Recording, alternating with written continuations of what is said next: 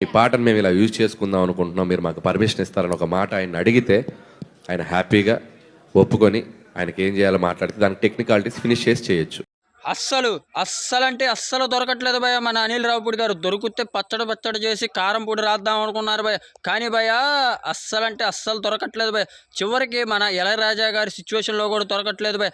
నాకు తెలిసి ఇప్పటికే 100 కోట్ల పైన కలెక్షన్ చేసేసింది భయ్య. దీనమ్మ జీవితం సెలవులు అయ్యేలోపు ఇంకా కలెక్షన్ దూసుకుపోతాయి భయ్య. నాకు తెలిసి ఒక్క టికెట్ కూడా దొరకట్లేదు భయ్య. మీకు ఎలా ఉందో కింద కామెంట్ చేయండి భయ్య. దొరకడా సో గట్టిగా దొరికేసా. ఎవరికి దొరికాను?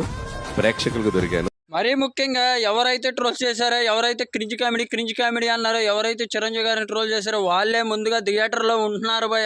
వాళ్ళే సినిమాని రిపీట్ మోడ్లో చూస్తున్నారు భయ. నాకు తెలిసి భయ విమర్శలు ఓన్లీ ఒక ఫన్ కోసమే చేస్తారు భయ. నాకు తెలిసి అందరూ సినిమా అభిమానులే భయ. నేనైతే సినిమా సూపర్గా ఉంది భయ. నాకైతే మీకు ఎలా ఉందో కింద కామెంట్ చేయండి భయ. సబ్స్క్రైబ్ చేయండి భయ.